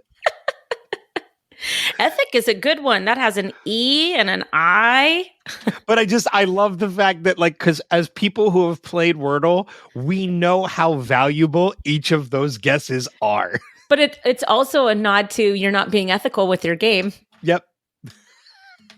But the fact that the Beard was so quick to throw out ethic. But also at the same time, if like if you're on your last guess and none of those letters are in the right spot, then that's on you, man. Yeah. If you don't have any green spots by the last one with E. Yeah. I just love, you're a jerk. I love it because it also tells you just Beard is just genius level smart. Yep. Some men have a charisma that transcends orientation. Paul Newman, Idris Elba, Norm Macdonald. Norm Macdonald. I think Idris Elba is the best one. Also, Keanu Reeves could have been thrown in there. The moment Sam said Idris Elba, internally, I'm like, yep. 100. Dave did the same thing. Yep. We all did. We all said, "Oh yeah." I have my own list of those same people. I mean, Idris Elba, Keanu Reeves, as you mentioned, and the other two I will say are Hugh Jackman and John Hamm. 100%. Yep. 100%. Yes, and Keanu Reeves. I said again. Keanu. I know. I just want to say it one more time. I agree with you. You know they're making another Matrix movie. Great. No, that franchise should take the blue pill. I liked the last one. I didn't. I loved it. I loved their mixture of all. You know what? Let's talk about that a different time. Okay, fair enough. Well, that's ridiculous. Abraham Lincoln couldn't text. Exactly. Every time he looked down his phone, his hat would fall off. That's the problem. That's all I have for quotes. That's all the ones I have. Yeah, I don't have anything. As I said, I hated this episode. Yeah, I know you did. So it would have been hard to pay attention to some of the quotes that were. I had a really tough time with this episode. It was not a joy-inducing episode on any level, except for Prima Donna. Well, I think now then would be a good time to find out what some of the listeners thought about this episode. Let's do that. You like that transition? Yes, I do. So let's move on to the feedback section of the podcast. Oh, son of a bitch. We had one from Alex for spoilers and we forgot to play it. We'll play it next week. Sorry about that, Alex. Yeah, we'll play it next week. It was only like a minute long, so we'll play that next week.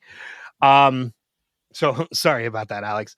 But let's dive into some of the ones that we have. Do we want to play like a voicemail and then do the Facebook? Because I sent you a Facebook one too. Yeah, no, I'll do Lindsay's right now. Okay. Why don't we start with that one then? Lindsay Schlicht. Way too much Zava for my taste. Looking forward to him leaving already. Me too. My favorite part of this episode is that Jamie, of all people, is the smart, witty voice of reason. One-upping Beard and ironic versus hypocritical was so great. I think Beard was shook to his core. Agreed. The later prima donna material was so great. I know Beard and Roy are both so used to Jamie being the moron. I loved the role reversal here. While I still love the show, I'm realizing on this first rewatch of season 3 that it is definitely not my favorite compared to the first 2 seasons. Zava, Nate, weird new Keely just kind of diminish my love of the show.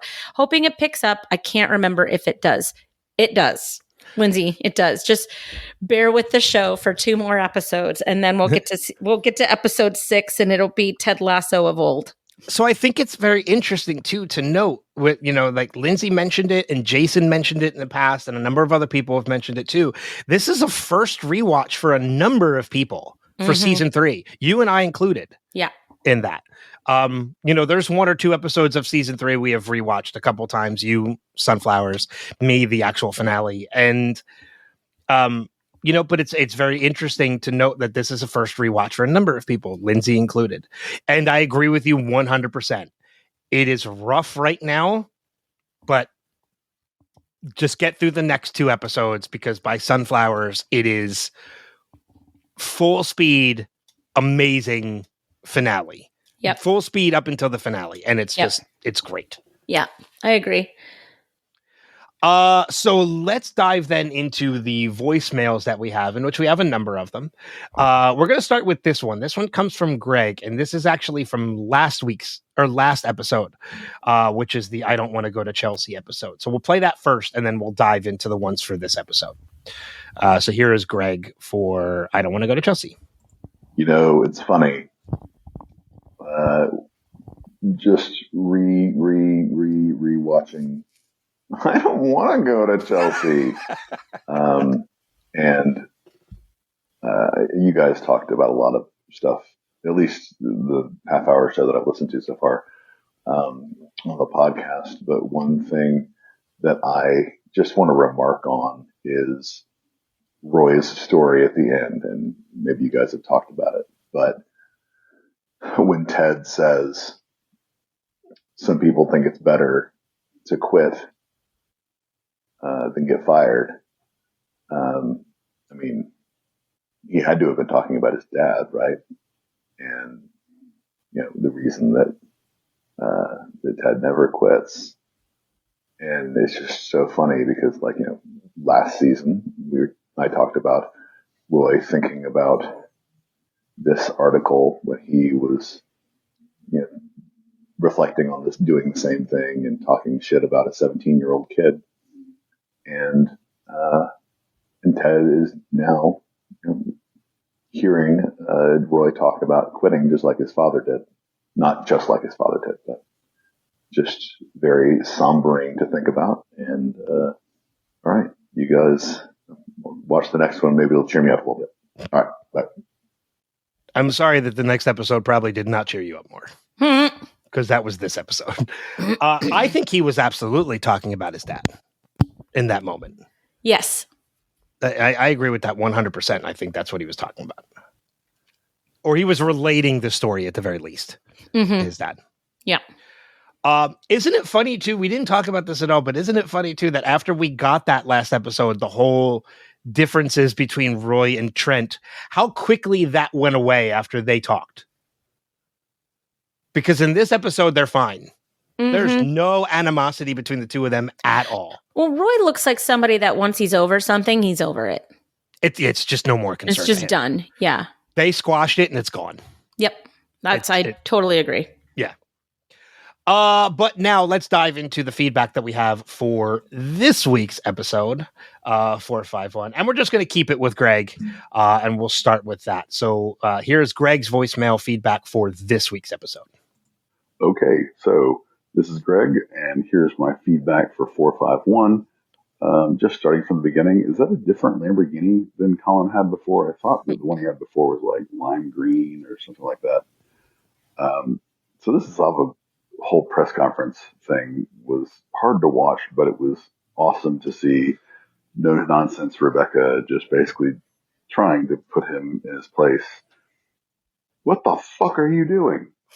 Do you even know where you're going? I do not. That was just super irritating. Sometimes it's kind of hard to meet your heroes, even if you know they're massive pricks. So I will say, Julie Andrews, the musical theater discussion, I love that. Eliza Doolittle is my favorite character, but Julie Andrews, Mary Poppins will always hold the highest place in my heart.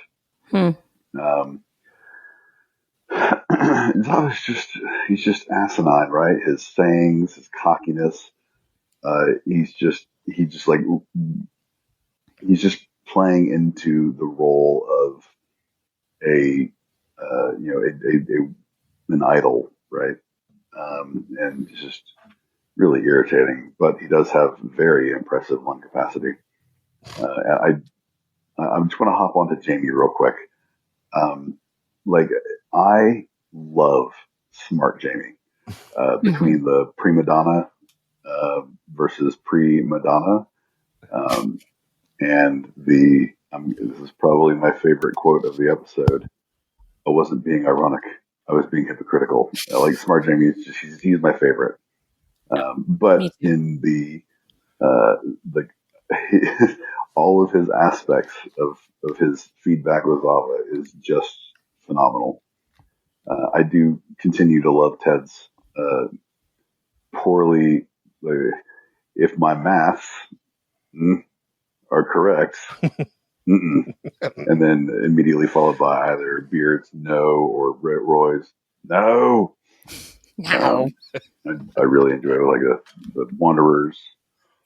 I'm just going to say the Dr. Jacob call, fuck no. I can't do it. I can't watch it. It's just shitty.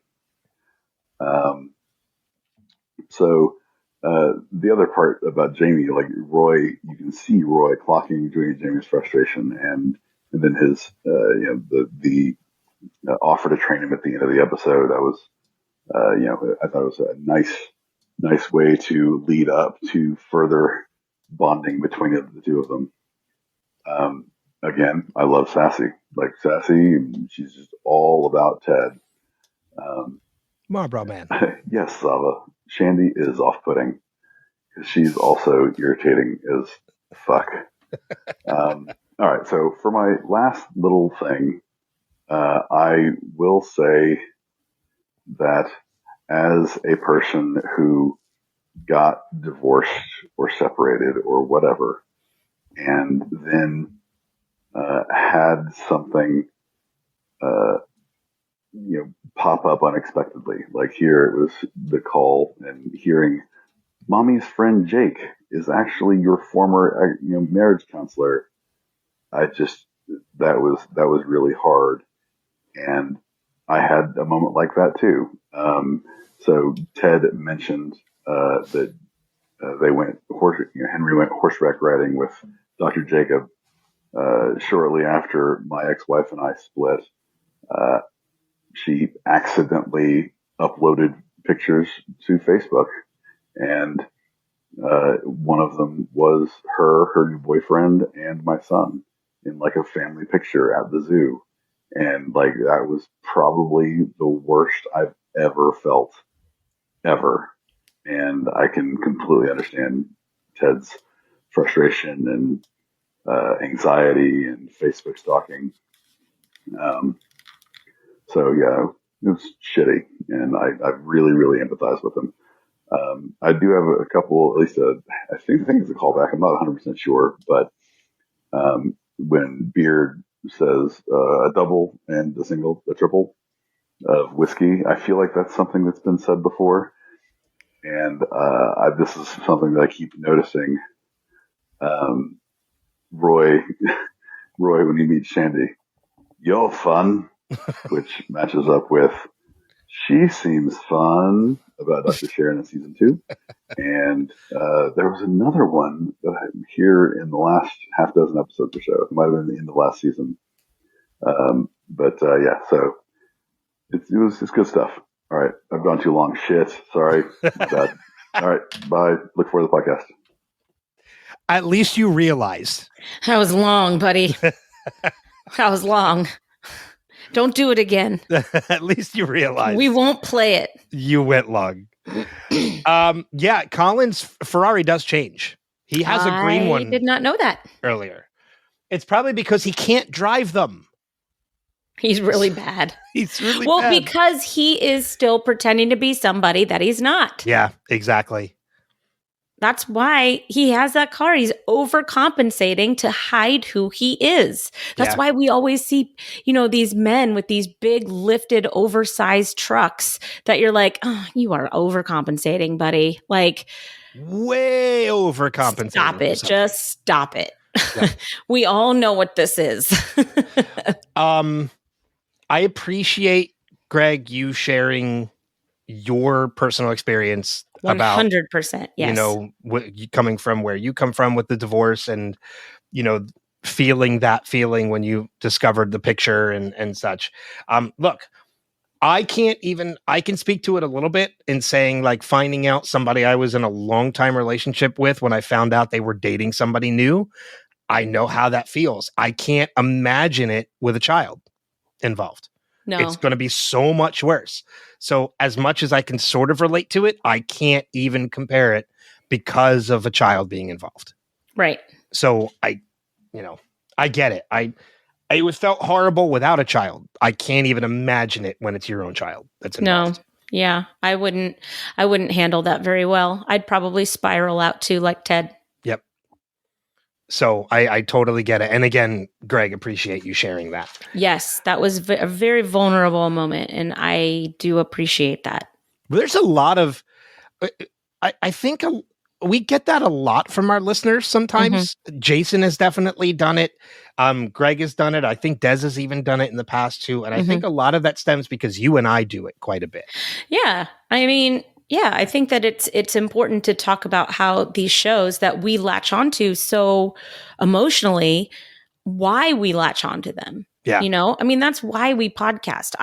At least that's why I podcast. I like to share those connections. I like it when we can have real talk instead of superficial talk. Yeah. And it's almost a form of therapy that even if nobody was listening, we're still getting it out.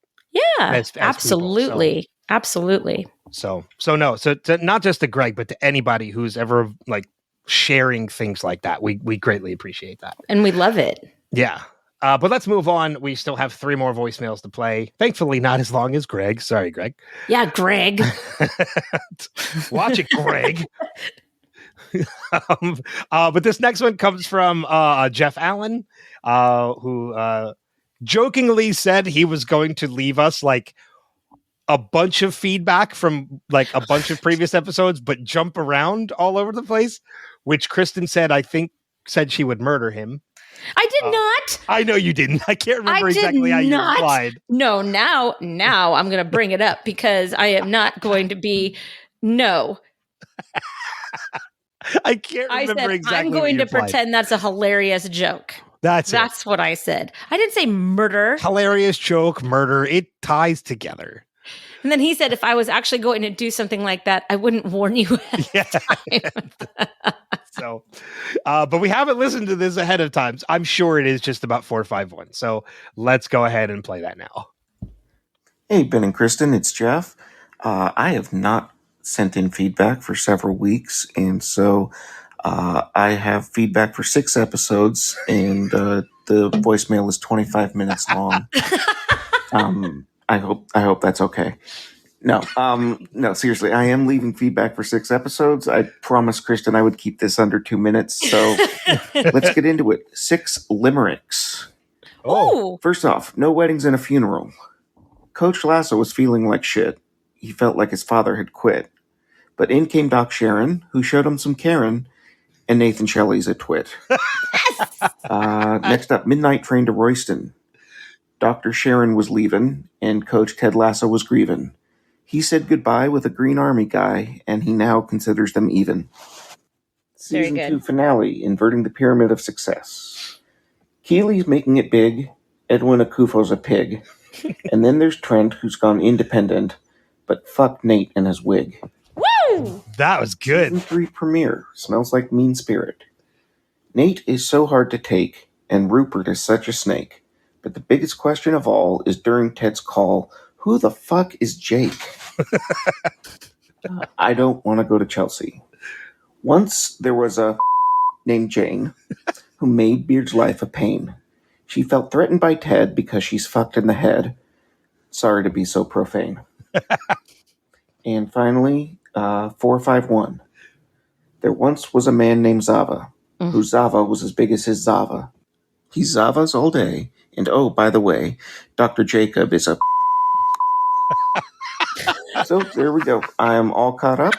I will be back in 9 weeks for the finale when I will leave 9 haikus. You know what's wonderful is that I'm teaching poetry right now. And if that was at all appropriate, I totally would have shared every single one of them because we're doing limericks on Tuesday. I love that he's freaking-tastic. I love that he censored them, even though he didn't have to. Well, he censored some of what he said. It was like half censored. Yeah. That was great, Jeff. That was wonderful. That was so good. Do that anytime you want. Anytime you want. And I expect the haikus. Yeah. Now you got to live up to it. Yep. 9 haikus. Better get it going. And remember, haikus are nature themed. Are they? Traditionally nature themed. I teach haikus. Yes. Yeah. So say, you would know you're teaching poetry right now. So. But we have 2 more to go. This next one comes from Alex, who, thank you again, Alex, for joining us last week. You were great. I was still talking about Alex like yesterday. Oh, you and I were talking about like how great it was when he got off the call. I mean, in my everyday conversation. Oh, were you really? Yes. I really, really enjoyed him.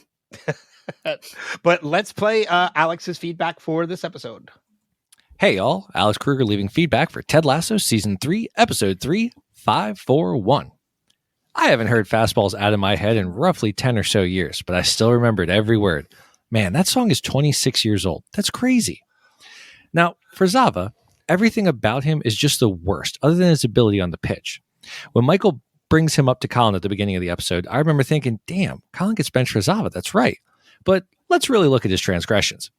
He's over 2 hours late to his introductory press conference, constantly moves in front of Ted the first time he addresses the team, has an entire corner of the locker room dedicated to himself, acts completely like a team guy, then changes the board to represent he is the only thing that matters. And the biggest crime is that the coaching staff excitedly goes with it. I have to imagine Aaron Rodgers watched this episode and thought to himself, see, Zava gets it. Now, I'm a Kobe Bryant guy until the day I die, but even LeBron isn't as big a douchebag as Zava. Speaking of douchebags, I love that Ted keeps calling Dr. Jacob, as a means of reminding him what an unethical bag of shit he is. I'm surprised, given how communicative Ted and Michelle are, that she didn't give him the heads up that there was a stepfather figure in Henry's life. I understand it could be the fact that it was their marriage counselor, and that compounded the issue, but still, it's not uncommon for divorced parents to have an agreement that if someone is consistently entering their child's life, they're told in a timely manner. Honestly, if Michelle had been played by Elizabeth Mitchell, who was Juliet from Lost, the internet would have crucified her. Speaking of crucified, great shout out to Jesus Christ Superstar. Now, I find it funny Keely keeps saying she and Shandy work together when in reality, Shandy works for her. I'm sure Keely doesn't want to seem like a boss to her old friend, but her old friend needs a boss, not a buddy. She is wholly underqualified and unprofessional in every scene, and it doesn't come off as charming. It comes off as groan-inducing. Jamie being the only sane person in the room and calling out Roy for prima donna and Beard for ironic versus hypocritical should be obvious signs of his maturation. Again, that's why it's doubly frustrating when Beard seemingly ignores Jamie's character development by insinuating Jamie is just as self-absorbed as Zava. Jamie was, but he hasn't been since he came back to Richmond. Lastly, I remember being so scared the first time I watched that Trent was going to revert to being a scoop journalist when he saw Colin and Michael at the end. I guess we'll have to keep watching to find out. But that's it for me, folks. Keep up the great work. And as always, you're going to die, Charlie. Oh, Alex, you're wonderful. Never change. Yeah, we didn't even talk about the fact that Colin was benched because of Zava. But we had talked about. I am a strong and capable man who is not a piece of shit. we had already done enough hate talk toward Zava, so Zava. It made sense. But our final voicemail, of course, comes from our friend Steve Brown, who thankfully is home and back to leaving voicemails, which is great. So let's go ahead and play our live Steving from Steve Brown. Hey, hello, Ben and Kristin. This is Steve, and this is for Ted Lasso Season 3, episode, oh gosh, is this episode 3? I'm so confused. Okay, my confusion is because the episode is titled 451, which is just fucking numbers. Oh, okay. I totally forgot that Colin was homosexual, and this revealed in this episode. A church in an airport. I love it. Yeah, Danny will take the demotion better than Jamie. I don't know why Roy's defense of Julie Andrews just made me so tickled that I literally had to pause the episode and make a comment on it. Yeah. Whoa. And I can't go with everybody choosing their favorite Julie Andrews character. The one that snorts in Sound of Music. Oh, yeah. You talked about this last episode. Jamie cannot be happy with the fact that Zava has taken his whole corner. Oh, mysterious Rebecca. What is she late for? I don't remember. Denzel Washington. Obviously, greatest actor ever. Okay, Zava admitting to Keeley that, I've made your life difficult is great. Okay, I don't know if I'm wrong, but Zava just rearranging the pieces on the board when he asked, where am I at? And I haven't looked at it yet. I don't remember where he's at in this plan. And he puts the whole bunch of players in front of the opposing goal, and then him in the middle, and then somebody. I don't understand this arrangement. Okay, and who is Rebecca going to see here? I don't remember. Okay, I vaguely remember that this psychic comes into play later. I don't remember though these predictions. What? Oh, and she ends the psychic session with saying that she's cruel. Yeah. Beard and Lasso. What's today's Wordle? Epic. You're a jerk. Yeah, I remember Wordle. Okay, whoa. I know I'm running long, but Jamie just admitting to Beard and Lasso that he admits he's being not hypocritical, not ironical, but hypocritical. Yeah, whichever one. Okay, I don't know if it counts as a mic drop, but as Ted is dialing Michelle's phone or trying to Michelle I can't talk. Dial Michelle's landline number. Back in the background, you can see the setup, the 451 setup. That kind of is a mic drop. Wow, I have no words for this moment on the landline. Oh, and so now they're showing us multiple games with Zava playing, making goals. And, of course, Jamie being left out. That was kind of... I feel like he was jumping around in the episode. That was out of order. Yeah. That was weird. But thanks, Steve. Thanks, Steve. Always good to hear your voice. Yeah. Yeah, it felt like it was a little out of order. But the point got made. Yep. That's what matters. But thank you to everybody who left us feedback for this week, whether it's via voicemail or Facebook or email, however you did it. We encourage you guys to do it every week if you can. Easiest way to do that, just go to revisitedpod.com, and there you'll find links on where to listen, subscribe, all of that. Or you could just email us directly, feedback@revisitedpod.com. recommendations and final notes for the week. Anything? I have one. Okay. I recommend the new Ghostbusters movie. I really enjoyed it. I thought it was great. As a fan of the franchise, it gave me everything I wanted. Yeah, and Paul Rudd is always a delight. Yes. I mean, there are so many, not spoiling anything, but there are so many nods to the past 3 movies and the animated series, which when, as somebody who grew up watching the animated series, when the garage door opens up and you see the Ecto A license plate for the bike, I was like, oh, this is amazing. I really enjoyed it. And I loved how they brought in the original Ghostbusters crew on this one. I love that, oh crap. Is it Spangler? Well, Spangler's Egon. That's right. I'm talking Dan Aykroyd's character. Ray Stantz. Thank you. I love that he never stopped. I love that he's got a weird podcast and this intern that told his parents he was at science camp. Well, that's podcast from the last movie. No. What I'm saying is, I love the fact that he's never stopped doing what he loves, and that's what he told Winston at the end. You know. Well, I think. Sorry, having Ray as the mentor role in this movie is a perfect fit for that character. And having Winston kind of take on the philanthropic underwriter role. But he's the money man. Right. And I thought that was really good too, because he was the latecomer in Ghostbusters, and he was always a different breed than the rest of them. Well, what I kind of really appreciate this is when you watch like behind the scenes about Ghostbusters, you find out that Ernie Hudson really wasn't happy with the first movie because he was kind of brought in as this secondary character. Yeah. I don't think he was paid as much as the other 3. Like, he was secondary compared to them. And it didn't have anything to do with Bill Murray or Dan Aykroyd. It was more the production.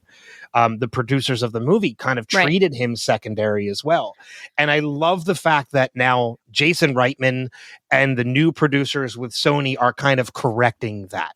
Yes. They're giving him a much bigger, more important role in these movies. And they're correcting the mistakes that were made with him in the first. I'm really hoping that they make a third one, because I need one more character to show his face. I don't think he ever will. And that sucks, man. Bring him out of retirement and have him do this one thing. I think if there was ever a chance for them to bring Rick Moranis back, it would have been this movie, because it takes place in New York. Yeah, I know. Afterlife, it wouldn't have made much sense. But I was fully expecting him to show up. It's not Ghostbusters without Louis Tully. And they had a scene, they had an end credit scene, and I was just like, come on. And it never happened. And it made me really sad, because I really needed to see Rick Moranis again. Yeah. Understandably, he retired because his wife had passed away and he wanted to spend more time with his children. His kids have to be grown now. Well, his kids are grown now. And I think there have been rumors he is ready to get back to it.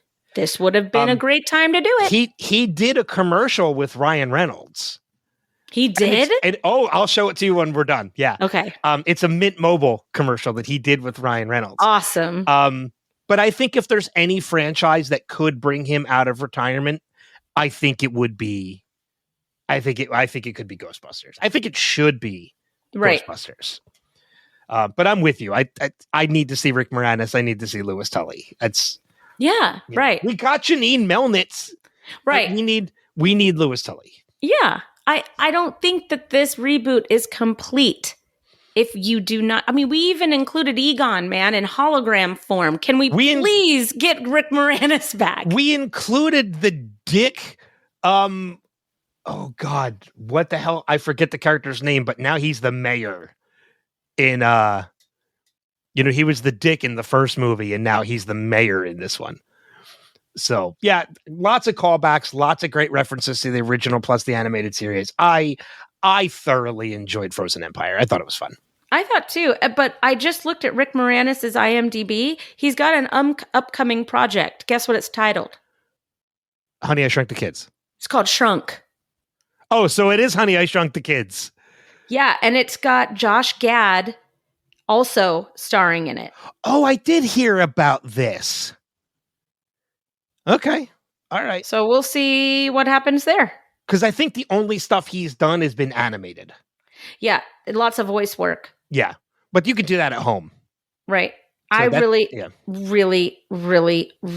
wish that he was in the new Ghostbusters. Me too. Okay.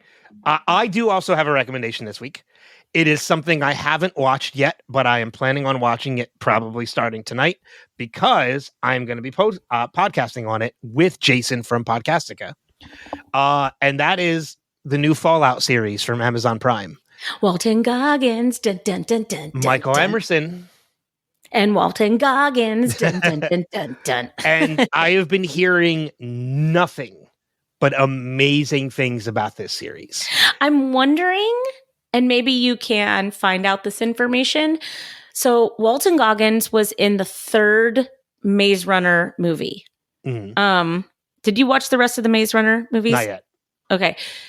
He looks almost exactly like his character from the Maze Runner series in Fallout. And I'm wondering if ghoul? No nose, everything. Oh, okay. Like you should look at pictures of him from the third Maze Runner movie. It's almost identical. And I'm wondering if that had anything to do with why he got that role, because he was really good in the Maze Runner movie. The whole Maze Runner series he does. good. He looks like a ghoul. Right? Totally exactly the same. Yeah, he looks like a ghoul. Maybe that is it. Maybe that's the reason why he got the role. I mean, other than the fact that he's just an amazing... That is Walton Goggins. He's just an amazing character actor. He's just fantastic. Well, his best role ever will always be Boyd Crowder. Oh my God, yeah. Golly, what a role. I'm telling you, I want to do an episode of Wilhelm, which is top 5 favorite TV villains, just so I can talk about Boyd Crowder. Yeah, well, I want to do Justified. I don't know if we can do Justified, though, because technically it's not over anymore. Well, we don't have to include the reboot. So we'll talk about that down the road. Yeah. We have the next series picked. Let's get through that first. Deal. But as I mentioned, Jason and I are going to be covering that for Wilhelm and House Podcasting. It's going to be another joint venture between the two. And that's going to be releasing next Monday. So Monday, April 22nd, we're going to be releasing our season 1 recap of Fallout on both streams. So whether you subscribe to House Podcastica or Wilhelm, you'll get to hear it on one of the two of them. That's awesome. I think that's it. Any final notes on your end? Nothing. All right. So then with that being said, next episode is Big Game, I think is the name of it. I had it written down. Big Week is the name of the episode. Season 3, episode 4 will be the next episode that we cover. Another Zava episode. Another Zava episode. And we're going to introduce another character who equally sucks. So just... We mentioned in the spoilers. I'm in hate watch mode. I gotta get out of it. For 2 more episodes. Just for like 2 more episodes, I'm in hate watch mode. But you know what? Sometimes, I mean, our best episodes are when we hate watch something. Yeah, it's also true. We had more to say about this episode than we thought we were going to. We didn't really talk about this episode. We talked about other stuff. We just talked about Zava. Yeah. How horrible he is. But with that being said, thank you as always for being a part of this community. Thank you for listening, subscribing, all that you guys do. But until next time, we'll see you guys back out on the pitch. Take care. Namaste, baby.